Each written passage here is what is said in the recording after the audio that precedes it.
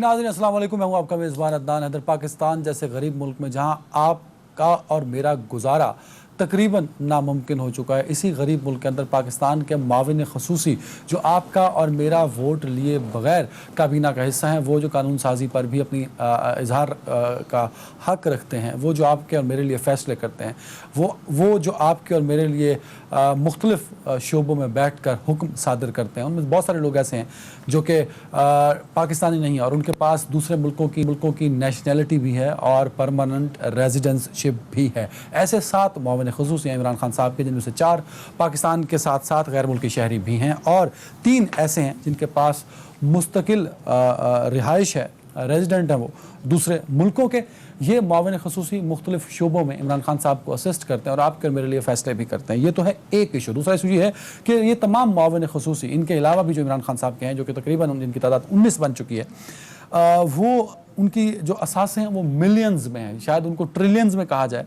जो असासे उन्होंने डिक्लेयर किए, मुझे उन पर एक थोड़ा सा तहफ़्फ़ुज़ है, वो ये है कि इन असासों की डिक्लेरेशन के साथ उन्हें एक एफिडेविट भी देना चाहिए जिसमें वो लिखें कि जो असासे उन्होंने डिक्लेयर कर दिए अपने नाम, बीवी और बच्चों के नाम, इसके अलावा किसी भी असासे, किसी भी रकम पर वो ज़िंदगी में कभी भी अपना हक जो है वो नहीं रखेंगे और ना कभी उसको इस्तेमाल करेंगे, ना ही वो उसको अपना असासा बनाएंगे। क्योंकि बहुत सारे इस मुल्क में एक ट्रेंड है कि जो आपने इन मुआविन ख़ुसूसी के असासे देखे हैं, मिलियंस में देखे हैं, इनके बहुत सारे असासे कुछ और लोगों के नाम भी होते हैं जो आप और मैं हम सब जानते हैं। तो एक एफिडेविट ये भी होना चाहिए था। तो मिलियंस में इनके असासे हैं और इनके असासों पर सोशल मीडिया पर एक बहस भी है कि जो अपनी गाड़ियों की कीमत इन्होंने लिखी है, किसी ने 35 लाख लिख दी तो पूरी मार्केट में वो 35 लाख की लिखी है तो मार्केट में वो 3.5 करोड़ की मिल रही है। अगर किसी ने प्लॉट की कीमत 10 लाख लिखी है तो वो प्लॉट मार्केट में 1 करोड़ का मिल रहा है। तो इट्स अ ह्यूज डिफरेंस।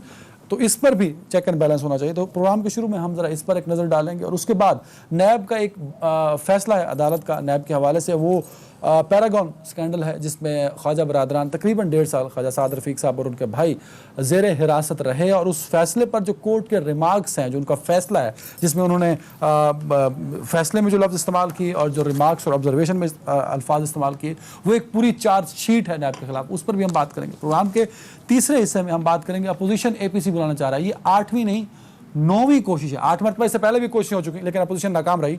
जहां इस मुल्क में हुकूमत नाकाम है नाज़रीन, वहां उसी मुल्क में हमारी अपोजिशन भी नाकाम है। और अपोजिशन की नाकामी नहीं, इमरान खान साहब को और मौजूदा हुकूमत को ये मौका दिया है कि वो आज भी हम पर हुकूमत कर रहे हैं और अगले 3 साल भी शायद करते रहेंगे। तो उस पर हम बात करेंगे क्या अपोजिशन कामयाब होगी या नहीं होगी। आज मेरे साथ कराची से ऑनरेबल गेस्ट मौजूद हैं, तो कराची की जो हालत इज़ार है उस पर भी हम बात करेंगे। मुझे ज्वाइन कर चुके हैं पाकिस्तान तहरीक इंसाफ से सीनियर रहनुमा और अपोजिशन लीडर सिंध असम्बली जनाब फिरदौस शमीम नकवी साहब। फिरदौस भाई बहुत शुक्रिया वक्त देने के लिए। कराची से ही इनका ताल्लुक है। निहाल हाशमी साहब पाकिस्तान मुस्लिम लीग नून से अगर ज्वाइन कर चुके हैं। निहाल हाशमी साहब बहुत शुक्रिया सर वक्त देने के लिए। ख्वाजा इजहार भी होंगे हमारे साथ कराची से, MQM से और पाकिस्तान पीपल्स पार्टी से, पंजाब से नदीम असगर कारा साहब। नदीम भाई बहुत शुक्रिया वक्त देने के लिए। फिरदौस शमीम नकवी साहब, सर सबसे पहले तो मेरा सवाल ये है कि इमरान खान साहब तो सादगी की बात करते थे सर, उनके मावनी खसूसी मिलियंस के मालिक हैं और दूसरी तरफ 7 लोग ऐसे हैं जो पाकिस्तानी नहीं है सर। तो जो आपका बयानिया था ये तो बिल्कुल उसके उलट हो गया सर। जी देखिए, आप जो भी बात कह रहे हैं, पहली चीज तो मैं आपको जो आपने कही कि वैल्यू ऑफ प्रॉपर्टी के सिलसिले में, तो जब भी किसी डिक्लेरेशन फॉर्म में वैल्यू ऑफ प्रॉपर्टी डिक्लेयर की जाती है तो वो एक्विजिशन वैल्यू डिक्लेयर की जाती है, मार्केट वैल्यू नहीं की जाती। तो जिस प्राइस पे एक्वायर की गई थी वो दी गई। जहां तक आपके इस सवाल का ताल्लुक है, हमने एक और बात भी कही थी। नहीं फिरदौस भाई, लैंड क्रूजर इस मुल्क में कभी 35 लाख की नहीं थी, मतलब मेरे होश-ए-वास में तो नहीं थी। मैं तो आपसे ये कह रहा हूँ ना कि जहां तक प्लॉट का ताल्लुक है, मैं आपने प्लॉट का भी जिक्र किया था तो मैं उसको कह रहा हूँ एक्विजिशन वैल्यू पे होता है। गाड़ी का जो पर्टिकुलर केस होगा वो लोग डिफेंड करेंगे, मुझे उसके लिए अब कहना नहीं, लेकिन we should get the facts right. जहां तक गाड़ी का ताल्लुक है उसकी डेप्रिशिएटेड वैल्यू लिखी जाती है, जहां तक प्लॉट का ताल्लुक है उसकी एक्विजिशन वैल्यू लिखी जाती है। तो अगर उन्हीं ने 5 साल पुरानी गाड़ी है और डेप्रिशिएशन 20% के लिहाज से हो रही है तो उसकी शायद वैल्यू 1 करोड़ के लिए होगी, तो इस वक्त 35 लाख की होगी। तो वो आपको देखना पड़ेगा और इसी तरह आपको प्लॉट की वैल्यू जो है वो एक्विजिशन, दीज आर प्रिंसिपल्स जो टैक्स में इस्तेमाल होते हैं। जहां तक आपकी वो बात है कि जी कि कामयाब इंसान जो है वो माली तौर पे कमजोर नहीं होगा। एक्सीलेंस जो है इट लीड्स टू सक्सेस। तो इसलिए जिन लोगों ने अपनी अपनी एरिया और फील्ड के अंदर कोई महारत हासिल की है, they should all be financially well of people. उनको माली तौर पे कोई मुश्किलात नहीं होंगी। निहाल हाशमी साहब बैठे हैं, अच्छे वकील हैं, तो इनको आप ये नहीं कह सकते कि क्योंकि ये सियासतदान है तो इनके पास पैसे नहीं होने चाहिए। जैसे कि आप देख लीजिए, जितने बड़ी एतजाज एहसन साहब है, माशाल्लाह करोड़ों रुपए की फीस लेते हैं केस की। उसके अंदर भी बहुत सारे सवालात आते हैं कि कितने लोग दिखाते हैं, कितने नहीं दिखाते। हमें पता है कि सुप्रीम कोर्ट में जो वकील भी आता है वो छूता नहीं है केस को जब तक आप 1 करोड़ रुपए उसकी खिदमत में केस के पेश करने को फिरदौस भाई, आपकी जस्टिफिकेशन बहुत वैलिड है। फिर सवाल ये उठता है कि आप लोगों ने पिछले 8 साल से लोगों के मनी ट्रेल मांगते रहे, फिर अपने माविन खसूसी से भी मनी ट्रेल मांग लीजिए। दूसरा, दोहरी शरीयत पर ख्वाजा आसिफ के बारे में जो अल्फाज इस्तेमाल किए गए, खुदा ना खास्ता मैं इस्तेमाल ही नहीं कर सकता वो। तो आपके पास तो 7 लोग हैं जो दोहरी शरीयत रखते हैं, 4 लोग। नहीं, देखिए, you are confusing two things. इसलिए उसके आपको मनी ट्रेल चाहिए थी या आप उनको क्या एसेट्स चाहिए थे? एसेट्स उन्होंने डिक्लेयर कर दिए। अब उनको जो मनी ट्रेल्स हैं उसका जो है वो सिस्टम कुछ और है। वो एफबीआर जाए, वो उस मुल्कों के बाहर के मुल्कों में है तो उनके मुल्क की इंटरनल रेवेन्यू सर्विस जाए। मीडिया की अनलेस अनटिल आपको ये नजर आए कि जी ये इल गॉटन वेल्थ है तो वो नैब में जाए या कुछ जाए, कोई इसके ऊपर सवाल वैसे प्रिंसिपल ही नहीं उठना चाहिए। उन्होंने अपने एसेट्स डिक्लेयर कर दिए। जो एसेट्स नहीं डिक्लेयर किए गए वो मिस डिक्लेरेशन आएगा। वो जो आप कहते हैं कि जी ये स्टेटमेंट दिया जाए कि जी इसके अलावा आई ओन नथिंग एल्स, वो स्टेटमेंट बिल्कुल सही है कि वो ये एसेट डिक्लेरेशन का मतलब ही ये होता है कि मेरे नाम पे इसके अलावा कोई एसेट नहीं है। क्या ये इन एसेट्स में बीवी और डिपेंडेंट चिल्ड्रन शामिल हैं? जिनके डिपेंडेंट चिल्ड्रन सर, एक कमेंट आपके 4 दोहरी शहरियत वाले और 3 परमानेंट रेजिडेंस वाले। सर वो परमानेंट रेजिडेंस वाले तो देखिए बहुत सारे परमानेंट रेजिडेंस वाले हैं, लेकिन as long as is declared उसमें कोई मतलब नहीं है।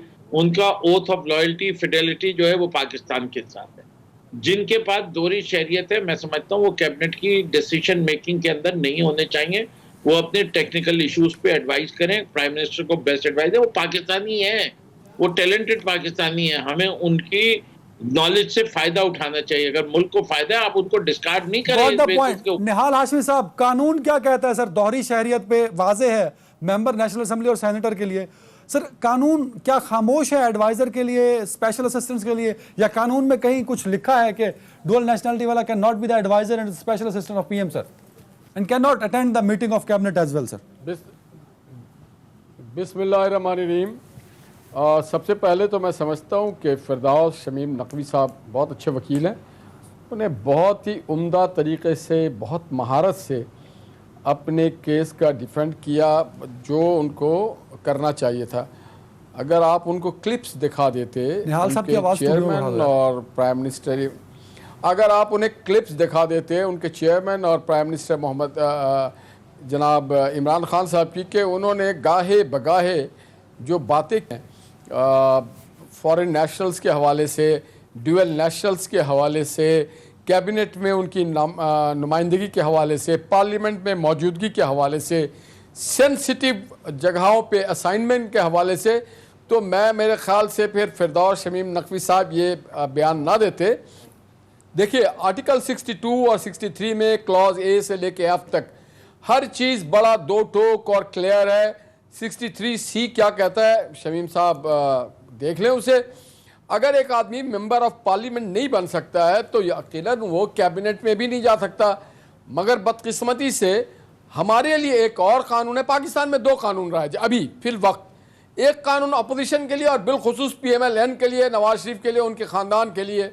दूसरा कानून मौजूदा हुक्मरानों के लिए है, उनके क्रॉनीज के लिए, उनके दोस्तों के लिए, उनके मेंबर्स के लिए, उनके जो प्रोजेक्ट्स के कॉन्ट्रैक्टर्स हैं, इंजीनियर्स हैं, कंसल्टेंट हैं, उनके लिए। वरना BRT वाला तो आज कहीं और होना चाहिए था और बिलियन ट्री कहीं और। इसी तरह से हमारे लिए जो कानून था उस वक्त सुप्रीम कोर्ट ने भी शुजात अजीम साहब के डुअल नेशनल पे एक पूरा जजमेंट लेकिन दिया था। निहाल साहब, मगर फिरदौस भाई ये आज कह रहे हैं बैठ कि करके अगर- डुअल नेशनल भी लॉयल होता है, उतना ही लॉयल है पाकिस्तान के साथ अगर वो पाकिस्तानी है। मैंने कब कहा कि वो डिसलॉयल होते हैं?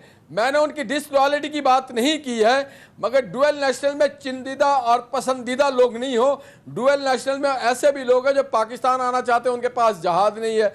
और देखिए, हिंदुस्तान का हम हमेशा मिसाल देते हैं, दुनिया में कई ऐसे ममालिक हैं जहां डुअल नेशनलशिप नहीं है। जर्मन नहीं देता, हिंदुस्तान नहीं देता, बहुत सारे ममालिक नहीं देते हैं। तो either you have to choose one. अगर आप लॉयल्टी आपका मलका बरतानिया के साथ है और हमारा, और अगर बरतानिया का कहीं पे क्लैश ऑफ इंटरेस्ट हो, तो वो शख्स हमारे साथ खड़ा होगा या उनके साथ खड़ा होगा। तो इसलिए ये कानून साजी जब की गई थी, और जो सुप्रीम कोर्ट की जजमेंट है वो बड़ा क्रिस्टल और क्लियर है। और इमरान खान साहब ने एक बार नहीं 12 ये बात कहा है।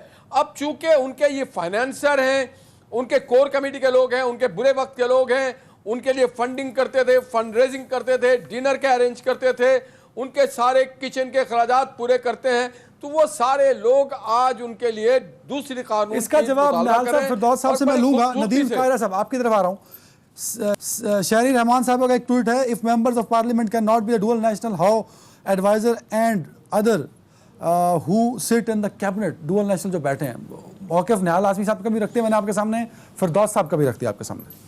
पहली बात यह है जी कि अदनान हैदर साहब, ये बात काबिल गौर है कि अगर ड्यूल नेशनलिटी वाला असेंबली में बैठे या कैबिनेट में बैठे तो उसमें फ़र्क क्या है। आपने एक शख्स को आपने कैबिनेट में बिठा रहे हैं जहां पर आपने सारे डिसीजन लेने हैं, फिर आपने असेंबली में लेकर आना है, तो उनके अगर इंटरेस्ट उनके साथ वाबस्ता है। देखें, रोज़ वेलेट का इशू आया है तो उनके मामले खसूसी और उनके एडवाइज़र्स के नाम आए हैं। अगर पेट्रोल का इशू आया है तो उनके एडवाइज़र्स के नाम आए हैं जो फेडरल मिनिस्टर के इख्तियारात इस्तेमाल कर रहे हैं। तो फिर ये काबिल गौर बात है कि क्या यही लोग होने चाहिए थे। अगर ये आप कहते हैं कि मेरी जमात नज़रियाती जमात है, PTI एक नज़रियाती जमात है, जदोजहद करके आए, तो क्या अदनान हैदर साहब, काबिल गौर बात यह है कि क्यों नहीं PTI UK के सदर को क्यों नहीं इन्होंने एडवाइज़र बनाया। USA के जो फंड राइजिंग करते रहे हैं उनको क्यों नहीं इन्होंने यहाँ पर एडवाइज़र मामले खसूसी बनाया। प्रॉब्लम ये है कि ये जो वो लोग जो जिस तरह निहाल हाशमी साहब ने, हमारे बुजुर्ग हैं, उन्होंने ठीक कहा है कि जो किचन चलाने वाले लोग हैं, दूसरे मामलात चलाने वाले लोग हैं, खुफिया मामलात चलाने वाले लोग हैं, उनको उन्होंने एडवाइज़र बनाया है। और उनको जो उन्होंने किचन चलाया है, आज उनकी मजबूरी है कि उनको तो देखें 9 अरब रुपए का नदीम बाबर साहब ने इस 9 खरब या 9 अरब के करीब उन्होंने 15 अरब पहुंचाया है, लेकिन आज उसको तो हटा दिया है। देखिए, ये सेम उसी तरह हुआ है जिस तरह शौकत अजीज, मोइन कुरैशी इस मुल्क में आए हैं, इसी तरह जुल्फी बुखारी साहब आए हैं, नदीम बाबर साहब आए हैं। ये लोग उठाएंगे अपना बस्ता और वापस चले जाएंगे। रज़ाक दाऊद साहब आए हैं, वो मुल्क से चले जाएंगे। भाई, आप अगर बनाना चाहते हैं तो इस मुल्क के लोगों को बनाएं, जो आइन और कानून कहते हैं आप उसके मुताबिक। बिल्कुल सही। ख्वाजा इजहार साहब, जो बात नदीम कायरा साहब फरमा रहे हैं, उसी तरह का एक ट्वीट एहसन इकबाल साहब ने भी किया है। वो लिखते हैं कि ये मेहमान अदाकाराओं की हुकूमत है जो मुल्क को डुबोने के बाद जहाज़ पकड़ेगी, ग्रीन कार्ड और बरतानवी पासपोर्ट पर भाग जाएगी बाहर। सर, आप इस हुकूमत के इत्तेहादी हैं सर, तो क्या आपको एतराज़ नहीं है कि जो काबीना में अनइलेक्टेड लोग हैं और उनकी शहरियत पर और उनके रेजिडेंट होने पर तहफ़्फ़ुज़ात का इजहार किया जा रहा है अपोजिशन की जानिब से भी और यकीनन अवाम की जानिब से भी सोशल मीडिया पर। सर, ख्वाजा इजहार साहब, ख्वाजा साहब हैं साथ? अच्छा, नहीं जुड़ सके।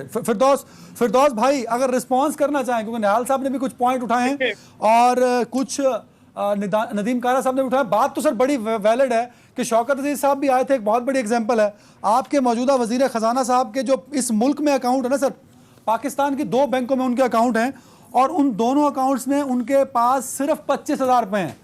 मतलब मेरे बैंक अकाउंट और वजीर खजाना का बैंक अकाउंट इस मुल्क का इक्वल है, और उनके बाहर के मुल्कों में मिलियंस पड़े हैं। तो जिसके बाहर मिलियंस पड़े हैं वो वजीर खजाना आपने बना दिया, तो उसको तो यहाँ वो क्या मुल्क का सिस्टम ठीक करेगा सर? पाकिस्तान के कितने पैसे बाहर पड़े हुए थे? वजीर आजम पाकिस्तान की कितनी जायदादें बाहर पड़ी हुई थी? सदर पाकिस्तान की कितनी जायदादें बाहर पड़ी हुई थी? तो पैसों की बात तो मुझसे करे नहीं।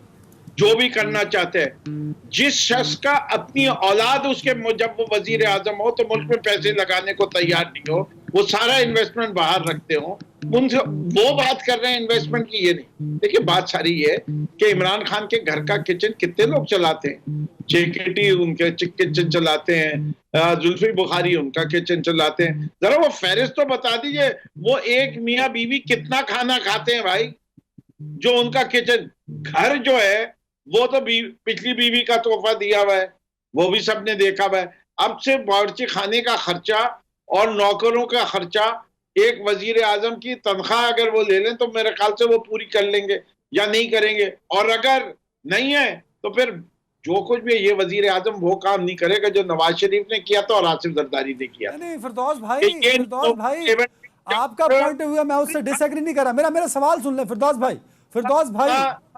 हार गायब होंगे, न सरे महल का वो क्लेम वापस लेंगे, ना हमारी ये जायदादें होंगी हर जगह।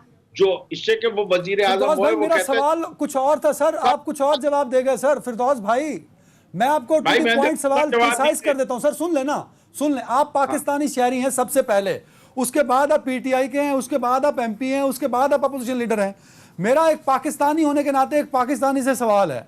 एक बंदा मुशीर खजाना है उस मुल्क का, उसके जब मैं एसेट्स देखता हूं तो जिस मुल्क का वो वजीर खजाना है, उस मुल्क के 2 बैंकों में उसके सिर्फ 25,000 रुपए पड़े हैं, जबकि बाहर के मुल्कों में 7 अकाउंट हैं, 7 बैंकों में, और उसमें 134 करोड़ डॉलर्स पड़े हैं सर। तो इतने पैसे उसने बाहर रखे हैं 25,000, मतलब ये सिंपल सा सवाल है, आप उसके पैसों की जस्टिफिकेशन ना दें फिरदौस भाई। तो आपकी फिगर गलत है। और अगर उसने वो 134 करोड़ डॉलर वहां कमाए हैं, मैं समझता हूं हम उससे दरखास्त करेंगे कि वो पाकिस्तान लाके इन्वेस्ट कर ले। पाकिस्तानी नहीं, मेरी खबर गलत नहीं है सर, ये उन्होंने जमा कराए हैं गोशवारे सर एसेट्स के, मैंने नहीं कराया। गड़बड़ कर दी है उसके अंदर। 134 मिलियन करोड़ के डॉलर आपने जरा पढ़े ना, 1.34 मिलियन डॉलर है, 13.4 मिलियन डॉलर है या 134 मिलियन डॉलर है, वो आप पॉइंट्स में कहीं गलती कर रहे हैं। मिलियंस ऑफ डॉलर्स की बात कर ले तो सही हो जाएगा। तो अगर उन्होंने इतना कमाया है और बाहर कमाया है और उन्होंने कोई फिक्स डिपॉजिट्स में रखा हुआ, तो मैं कहूंगा कि खान साहब उनसे अपील करें पाकिस्तान इन्वेस्ट कर ले। और उन्होंने अगर जायज कमाया हुआ है और बाहर रखा हुआ है बाहर, और वो फॉरेन नेशनल है और हम उनकी खिदमत इस्तेमाल करना चाहते हैं, उनकी महारत, एज लॉन्ग एज वो लीगली अर्न मनी है, डिक्लेयर्ड मनी है, टैक्स पेड मनी है, तो मैं उसको ऊपर कहाँ रखना चाहूँ। अगर मुझे लीगली पाकिस्तान का कानून इजाजत देता है कि मुल्क के बाहर रख सकूं, तो उसमें मुझे तो कोई एतराज नहीं है। आपको एतराज होगा तो आप जरूर कर सकते हैं। पहली सर मुझे भी एतराज नहीं है। निहाल हाशमी साहब, सिर्फ मुशीर खजाना नहीं सर, तकरीबन तमाम जो एडवाइजर और स्पेशल असिस्टेंट्स हैं उनकी जायदादें बाहर भी हैं। तो हमेशा इमरान खान साहब और पीटीआई आप सबको कहती थी कि जायदादें और पैसा मुल्क में लाओ, इनके अपने एडवाइजर्स बाहर एसेट्स रखते हैं सर, तो क्या उनको भी वापस लाना चाहिए? उनके लिए भी वही कानून होना चाहिए जो नवाज शरीफ साहब के लिए या आपके लिए या जरदारी साहब के लिए? अदनान साहब, जैसा मैंने कहा, यार मुझे आवाज निहाल साहब की नहीं आ रही, जब मैं सुनूंगा नहीं तो उनसे पूछूंगा क्या। मैंने कहा फिरदौस, मुझे आपकी आवाज आ रही, जैसा मैंने कहा कि फिरदौस शमीम नकवी साहब को आज आपने उस कटहरे में खड़ा कर दिया है जहां रोजाना सुबह हम जाते हैं बहते थे वकील, मगर वो काम अच्छा कर रहे हैं। मैं समझता हूं कि उनकी प्रमोशन होनी चाहिए। और उन्होंने जिस अंदाज में, अब कोई और भी ले, बात की हफीज शेख साहब की, वो ये बताना भूल गए कि हफीज शेख साहब भाई हमारे पार्टी के कब हैं? वो तो IMF के नुमाइंदे हैं, उनको तो IMF ने भेजा। अगर हमारी पार्टी, और ये दबाव भी नहीं डाल सकते, ये उनको कह भी नहीं सकते, नहीं वो कह रहे हैं, किसी में ये जरूरत कि वो नहीं, वो IMF के नुमाइंदे हैं, वो जहां से आए हैं वही जाएंगे। Nobody can stop him as long as he is in Pakistan. अब रह गया कि जनाब हमारे पार्टी के मोहम्मद नवाज शरीफ साहब के दौलत का, उनके मकान का, उनके कारोबार का जिक्र होता है। उनके अब्बा मोहम्मद शरीफ साहब जो 1938 से कारोबार कर रहे थे उसका जिक्र हो रहा है। उनके वालिद का दिया हुआ जो जायदाद मुल्क में बैरून मुल्क है उसका। अच्छा, अगर हम गलती से पूछ लें कि खान साहब के अपनी आमदन, उनकी ज़राए क्या हैं वो नहीं पता, मगर उनके ख़ानदान में ऐसी भी ख़वातीन हैं जिनके पास 60 अरब के जायदाद अमेरिका में है। सबसे पहले वो जायदाद लेके आया जाए इस मुल्क में, उसके बाद शमीम भाई किसी से मुतालबा करें कि पाकिस्तान में जायदाद लाया जाए। रह गया मावन खुसूसी जितने आप देखें, नदीम बाबर साहब ने, वो अभी कायरा साहब बता रहे थे, नहीं उन्होंने पेट्रोलियम में बहुत बड़ा टीका लगाया है। जितने मावनी खुसूसी हैं, जफर मिर्जा साहब पे भी आप देख लें, सोशल मीडिया भरा पड़ा है कि उन्होंने कितना टीका लगाया है। यही बात फिरदौस आशिक अवान साहब के हवाले से था कि उन्होंने क्या क्या काम किया। तो इनके जितने मामले खुसूसी हैं वो कैबिनेट में बैठते हैं। अभी कायरा साहब ने कह दिया कि रिट्स होटल के हवाले से क्या बात हुई, PIA के हवाले से क्या बात हुई। तो बात सारी ये कि पूछा गया था चना, जवाब आया गंदम। पूछा गया था कि जनाब डुअल नेशनल पाकिस्तान के कैबिनेट में बैठ सकता है कि नहीं, जवाब यहाँ वहाँ, ईरान, तुरान, इस्तांबुल सब घुमा दिया हमें, मगर ये दो टोक नहीं बताया कि पाकिस्तान के कानून में इसकी गुंजाइश ब्रेक नहीं है। पे जा रहा हूँ, निहाल साहब की ख्वाहिश है कि दो टोक जवाब आना चाहिए एक ब्रेक के बाद।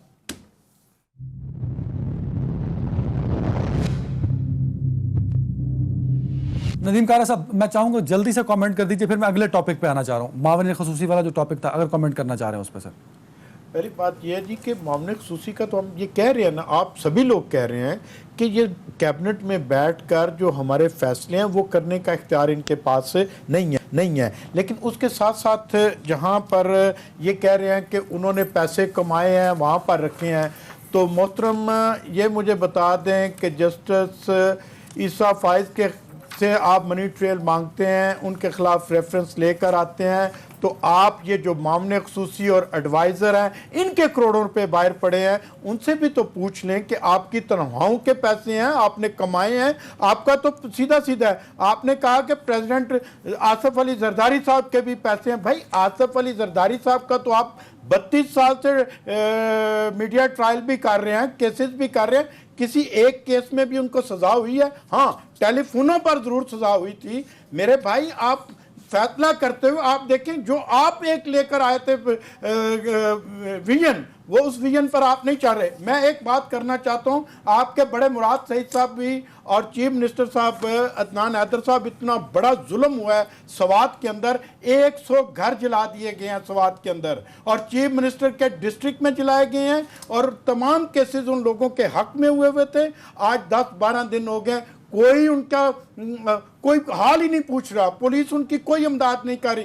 क्यों? कि उनकी जो अशीबाद है वो मुराद सईद, और मुराद सईद साहब वैसे तो कहते हैं कि लाड़काना में कुत्ता काट गया, सिंध में कुत्ता काट गया, लेकिन उनको पंजाब में जो पतंगबाजी है वो नहीं नजर आती, जो गर्दनें कटी जा रही हैं, और खासकर जो सवात के अंदर 100 घरों को जलाया गया है। और मैं समझता हूं कि आज मुझे ये खौफ महसूस हो रहा है, हमारे अदारों ने, मेरी पार्टी ने सवात में जो अमन कायम किया था, ये अगर ये 100 घरों का उन लोगों को इंसाफ ना दिया गया तो मुझे डर लगता है कि हमारे अदारे जो हैं वहां पर लसानी जो फसाद फुटेगा उसको कंट्रोल करना बड़ा मुश्किल होगा। और वो चीफ मिनिस्टर और मुराद सईद का अपना डिस्ट्रिक्ट है और उनके घर के अंदर ये काम हुआ है। और अभी तक ख्वाजा इजहार साहब ने ज्वाइन कर लिया। ख्वाजा साहब ने, ख्वाजा साहब बहुत शुक्रिया वक्त देने के लिए, आप थोड़े लेट हो गए सर। मैं चाहूंगा एक कमेंट आपसे लेना चाहूँगा, क्योंकि आप इत्तेहादी हैं इमरान खान साहब के और मौजूदा हुकूमत के। ये जो मावनीन खसूसी हैं, गैर मुल्की भी हैं, और 4 गैर मुल्की शहरी हैं, 3 जो हैं वो परमानेंट रेजिडेंट हैं। सर ये बताइए, गैर मुल्की शहरी काबीना का हिस्सा हो सकता है या नहीं? क्योंकि बहुत सारे पार्लियामेंटेरियन ने सवाल पूछा है कि जब वो नेशनल असम्बली का हिस्सा नहीं हो सकते, पार्लियामेंट का हिस्सा नहीं हो सकते, तो वो कैबिनेट में किस तरह बैठ सकते हैं, किस रूल के तहत? देखिए, सबसे पहली चीज तो ये कि जो जजमेंट आई है वो तो इलेक्टेड रिप्रेजेंटेटिव्स के लिए आई है, और ये जो एडवाइजर वाला पोर्टफोलियो है, इसको भी जाहिर है अदालत से ही आप इसकी इंटरप्रिटेशन कर सकते हैं ना। अदालत के फैसले आप खुद तो नहीं बयान कर सकते। अदालत ने तो खुद एडवाइजर्स के लिमिट को तयन किया है। अगर उसके अंदर इबाहम है तो हुकूमत भी अदालत से गाइडलाइन ले, कॉन्स्टिट्यूशन से रहनुमाई ले, बजाय कि मीडिया पे बैठे। Very right sir. लेकिन मौकिफ रहा इमरान खान साहब का, PTI का, आपकी इत्तेहादी पार्टी का, जो नून लीग पर एतराजात उठाए जाते थे, ख्वाजा आसिफ साहब के इकामे को लेके एक बौछार की जाती थी इल्जामात की सर, वो बयानियां और वो अगर हम उनके सुनते हैं स्टैंड, वो आज साबित ही नहीं होते। आपने अपने ही मावनीन खसूसी रख लिए जो गैर मुल्की हैं सर, तो पहले शोर क्यों उठता था? नहीं, माशाल्लाह अभी पीपल्स पार्टी के हमारे दोस्त बड़े फख्र से बता रहे थे ना कि कुछ भी साबित नहीं हुआ। और जाहिर है पीएमएलएन पे और पीपल्स पार्टी पे कुछ भी साबित नहीं हुआ और ना साबित होगा। इस मुल्क के अंदर तो इस किस्म की कंट्रोवर्सीज चलती रहेंगी।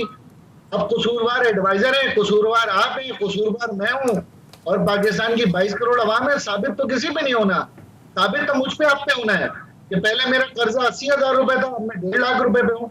ये हुक्मरानों की जंग तो जारी रहेगी, लेकिन इस मुल्क का बदनसीब निजाम करप्शन को कभी साबित नहीं कर पाएगा। माशाल्लाह हर दौर में पहले से ज्यादा करप्शन होती है और फख्र से हम कहेंगे कि देखो हमारे पे 600 अरब रुपए का इल्जाम था, लेकिन साबित हम पे 6 रुपए भी नहीं हुआ। एडवाइजर को क्या रो रहे हैं आप? ये एडवाइजर को रखना ना रखना को मुल्की सलामती का मसला है। मुल्की सलामती का मसला तो ये है कि बैंकों से जो कर्जे लेके माफ कराए हैं। मुल्की सलामती का मसला ये जो किकबैक्स लिए गए हैं। मुल्की सलामती का मसला ये कि ये जो अरबों रुपए हैं जिनका अपना जाती कारोबार नहीं था, आज ये याशी करते फिरते हैं।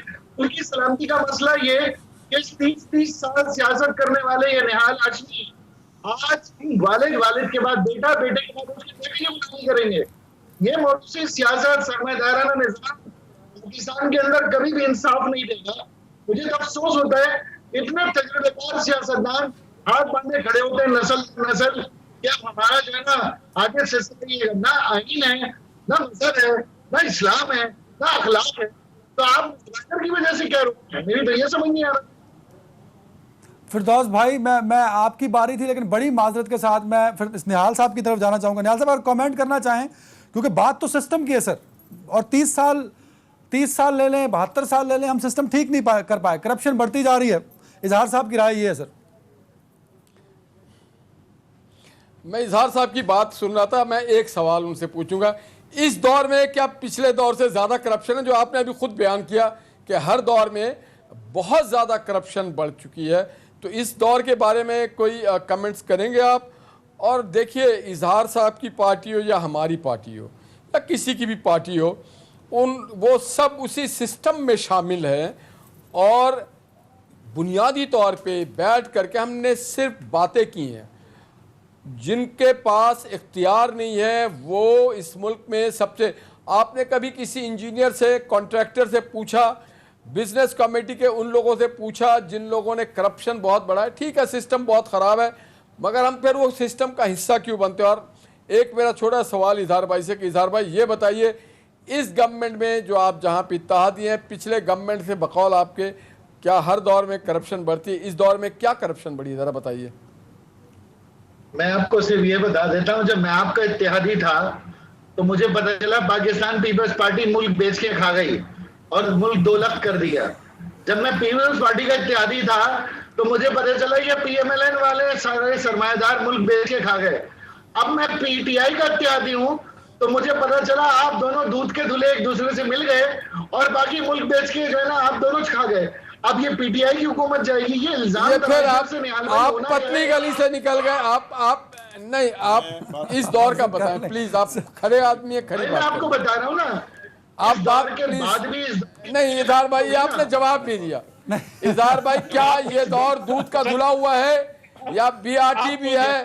कराची को कोई पैसा अब तक नहीं मिला है। वफाक ने कराची को पैसा नहीं दिया, अपने इत्तेहादियों को पैसा नहीं दिया, यहाँ पे कोई फाइनेंसिंग नहीं की गई। आपसे आते हैं, मिलते हैं, चले जाते हैं, आप उनको सपोर्ट भी कर रहे हैं, मगर आपको बेयारो मददगार छोड़ के जा चुके हैं वो।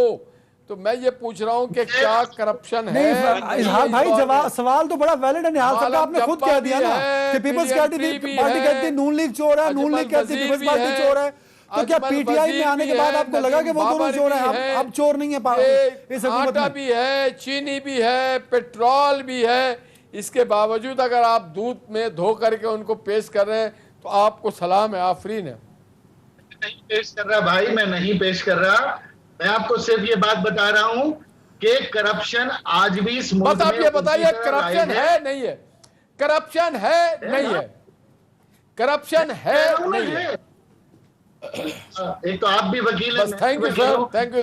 चलो मान गए हैं फिरदौस साहब, आपके इत्तेहादी मान गए सर करप्शन है, तो आप तो करप्शन खत्म करने आए थे। आपके लोग ही कह रहे हैं करप्शन बढ़ रही है और करप्शन एग्जिस्ट करती है। लड़ रही है ये माफिया, ये जो लड़ रहे हैं, पहले आप बड़े हाथी को पकड़ते हैं। हम इनको इंशाल्लाह अभी भी लगे हुए हैं, कोई ऐसी फिक्र की बात नहीं है। ये अभी आ रहे हैं ना 120 जज। फिरदौस भाई, 90 नैब आपका, प्रोसिक्यूशन आपका, फौज आपकी, रेंजर्स आपकी, पुलिस आपकी, अदालत, आप साबित करें। आप देखिए, सुन लीजिए ना आप, ये जो 90 दिन वाली बात शुरू हुई है ना और 120 जज है, इससे कुछ ना कुछ कहीं ना कहीं गड़बड़ हो गई है, इसलिए एपीसी भी बड़ी जोर से आएगी। कायरा साहब से लेके फिर ब्रेक कितनी लेना। कौन सी अभी एपीसी आ रही है, और वो जो हमारे छोटे मियाँ हैं वो मेरे ख्याल से 4 लॉन्ग मार्चेस तो अनाउंस कर चुके थे 2 साल में, अब वो 5वीं लॉन्ग मार्च करेंगे। नहीं, उनके किन की ऊपर बात कर रहे dependent हैं है कि फिरदौस भाई, बात किन की कर रहे हैं? निकाल लेंगे तो हम भी आ जाएंगे। कि मैं एहसन इकबाल ने कहा था कि अगर 2 लाख लोग जमा हो जाएंगे तो मैं भी शामिल हो जाऊंगा।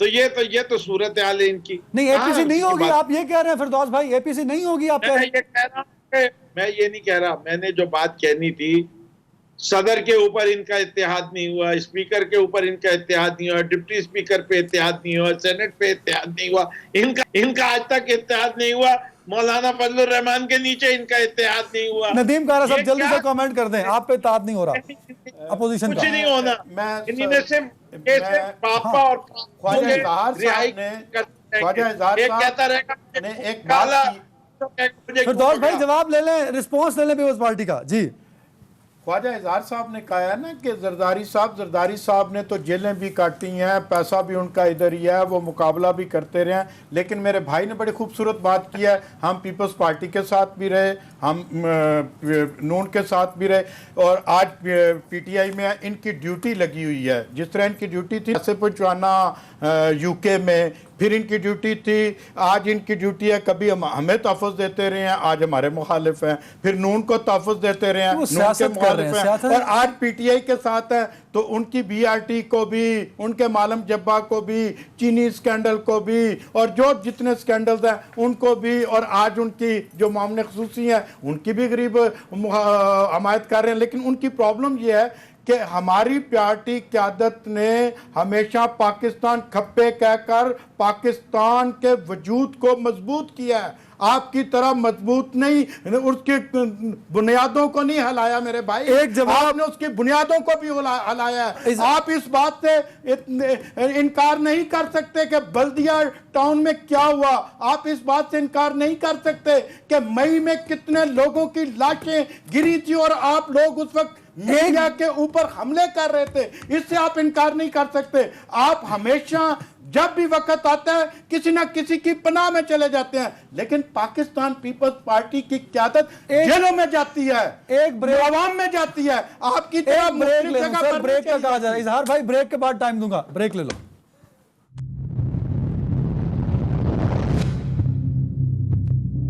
ख्वाजा साहब बहुत शुक्रिया सर, आपने एक बड़ा अहम बयान दे दिया कि आप पहले पीपल्स पार्टी के साथ रहे, फिर नून लीग के साथ, अब पीटीआई के साथ। तो कायरा साहब ये फरमा रहे हैं कि सर आप ड्यूटी दे रहे हैं कि हर दफा किसी एक का इत्तेहादी बन जाओ। वो कायरा साहब के लिए मेरी गुजारिश ये है कि ये अपने जितने भी कायदीन हैं उनके मॉन्यूमेंट बनाएं और उस पे लिखें कि इस पे 4,000 अरब रुपए का इल्जाम था, माशाल्लाह 4 रुपए भी साबित नहीं हुए। फिर अगले मॉन्यूमेंट पे लिख के इन पे पाकिस्तान तोड़ने का इल्जाम था, लेकिन माशाल्लाह एक सबूत भी शामिल नहीं हुआ, हमीदुर रहमान कमीशन दफन हो गई। ये हमारी ड्यूटी को क्या बता रहे हैं? और भाई जब हम आपके साथ होते हैं ना, तो आप तो हमारे पैरों को पड़े आकर। आप तो हमारे हुकूमत बनाने के लिए 88 में आपने गुलामी की, 90 में आपने गुलामी की, और अभी भी मैं आपको बता दूं, पीपल्स पार्टी अभी भी कुछ महीने पहले तक हमें सूबे में बुलाने की बात करती रही है। ये जाकर आप अपने चेयरमैन साहब को और उनके दाएं बाएं लोगों को समझाएं। अभी भी तो बिलावल साहब ने हमें ऑफर की है कि पीटीआई को छोड़े और हमारे साथ आ जाए। तो भाई ये जब हमारी ड्यूटियां हैं तो आप हमें बुलाते क्यों हैं? बुलाते आप इसलिए हैं क्योंकि आपको पता है कि सूबे सिंध आपके मुतवाजी अगर कोई गरीब मुतवस्सित फिनोमेना है जो करप्शन से पाक है, जो आपकी तमाम चीजों के ऊपर पर्दा नहीं रख सकता, वो हमारी जमात है। और फिर दूसरी बात, आप खुद बताएं अपने ईमान से, मुझे नहीं पता आप उस वक्त सियासत में थे या नहीं थे, भाई नून लीग को आपने सड़कों पे घसीटने की बात की है, नून लीग ने आपको सड़कों पे घसीटने की बात की है। आज आप दोनों दूध के धुले हो गए। भाई इमरान खान साहब की करप्शन तो इनके 5 साल बाद पता चलेगी ना, सिस्टम में करप्शन है। मैं आपसे कह रहा हूँ इमरान खान साहब के पास भी बहुत सारे महकमों में करप्शन है, कौन इनकार कर रहा है? कौन कह रहा है कि पाकिस्तान इस वक्त करप्शन फ्री है? लेकिन जो आप 3-3 बारियां लेकर जिन्होंने उनको दबो दिया है, उनके ऊपर जुर्म ही साबित नहीं हो रहा। आज मीडिया पर आपके लिए फख्र की बात है कि हमने 11 साल जेल काटी। पहले जमाने में लोग शर्म से सर झुका लिया करते थे, उनके घरों में रिश्ते नहीं होते थे, कैसे हो रहा है? आज आप मुझे टीवी पे बैठ के बता रहे हैं हमने 11 साल जेल काटी, हमने इतना, खुदा के वास्ते कयामत आ जाए इस माशरे के ऊपर यार, मेरी तो समझ से बाहर है। बिल्कुल सही, आवाज डिस्टॉर्ट हो रही है। मैं नदीम साहब आपको मौका दूंगा। निहाल हाशमी साहब बड़ा अहम नुक्ता उठाया है फिरदौस शमीम नकवी साहब ने, मैं पूछने ही वाला था। 8 मरतबा कोशिश हुई। एक मिनट और ऐड करवा लीजिए अदनान भाई। जी जी निहाल साहब सुन रहे हैं आपको। कि पाकिस्तान में करप्शन कब से थी और किस दौर में नहीं रही और किस दौर में कम हुई? आपने ये सवाल ख्वाजा इज़हार साहब से पूछा था कि करप्शन है या नहीं है। मैं आपसे ये पूछना चाहता हूं कि क्या आपके दौर में करप्शन नहीं थी? क्या पीपल्स पार्टी के दौर में करप्शन? तो यानी करप्शन पहले से मौजूद थी। क्या हम आज करप्शन कम करने की कोशिश कर रहे हैं तो तारीफ कर दीजिए, वरना करप्शन बढ़ाने वालों में आप लोग दोनों हैं। निहाल साहब ये तो सवाल है फिरदौस भाई का। मेरा सवाल ये है कि एपीसी बुलाई जाएगी। 8 मरतबा पहले कोशिशें हुई, नाकामी हुई सर। और जो चीज़ें गिनवाई, वो प्रेसिडेंट हो और वो सेनेट का इंतखाब हो, कहीं भी आप लोग कामयाब नहीं हुए अपोजिशन इकट्ठी होने में। मौलाना साहब अकेले ही एहतजाज करते रहे सर। तो क्या अब की बार भी ऐसा होगा? वजह क्या है कि अपोजिशन एक पॉइंट पे नहीं आ पा रही सर? सबसे पहले तो शमीम भाई के मैं सवाल का जवाब दे दूं। पाकिस्तान में करप्शन इंस्टीट्यूलाइज हुआ है जब अयूब खान साहब का मार्शल लगा, तो उन्होंने सियासी लोगों को या जो सिविलियंस थे उन साथ मिलाने के लिए उन्होंने परमिट और लाइसेंस का इजरा शुरू कर दिया। तो शुरू होता है आप उससे पहले कि जितने भी हमारे सियासी कायदीन अकाबरीन, खा वो किसी से भी जमात से हों, किसी भी सूबे से हों, करप्शन का कोई केस नहीं मिलता। उसके बाद यही प्रैक्टिस यहिया साहब के दौर में रहा, फिर ज़िया साहब के दौर में भी ये करप्शन का रिवाज पड़ा, मुशर्रफ साहब के दौर में भी। और इसी दौरान जब 2 जमहूरी हुकूमतें आईं तो उसमें यकीनन वो जो करप्शन का जो कल्चर था वो फलना फूलना शुरू हो गया और उन्होंने जड़ें पकड़ ली। तो उसके वजह से मतलब आपके दौर में करप्शन फली फूली, निहाल साहब ये फरमा रहे हैं आप? नहीं, मैंने देखिए मैं जो आपको बात कर रहा हूँ कि जहाँ पे जिस वक्त में करप्शन शुरू की गई वो आमलियत का दौर था। हमने तो हमारे पास तो सबसे पहले हमने एहतसाब शुरू किया, हमने अपने घरों से एहतसाब किया है। देखिए बात यह है कि आज फिरदौस साहब के पास बड़ा इख्तियार है, वो 2 साल गुजर गया है। बहुत आसान होता है, अगर आपके पास सबूत है, शवाहिद हैं, आप लेके आए, झुटला नहीं सकते। मगर आप मीडिया ट्रायल करके अगर करप्शन साबित करेंगे सर, तो टाइम खत्म हो रहा है। निहाल साहब अगले सवाल पे प्लीज। और आपका जो जवाब है वो जवाब ये है जनाब कि अपोजिशन ने अपना वाज़े किरदार कर दिया है। आज लोगों के ज़बान ज़द आम ये बात है कि जनाब एक तो वोट को इज्जत दो, ये सिलेक्टेड लोग हैं, पार्लियामेंट को रबर स्टैम्प बनाया गया है, आटा इन्होंने माफिया के थ्रू बेचा है, करप्शन किया है, चीनी का करप्शन हुआ है, पेट्रोल का करप्शन हुआ है, डॉलर का करप्शन हुआ है, बिजली का करप्शन हुआ है, अपने क्रॉनीज को बैठाया गया है। तो हम आवाम को ये बावर करा चुके हैं, मगर हम कोई गैर कानूनी गैर अखलाकी तौर पे इनको डिसमेंटल नहीं कर रहे। ना हमारे हाथ में कोई बंदूक है, ना कोई तरीकाकार है कि हम उनको उठा के फेंक दें।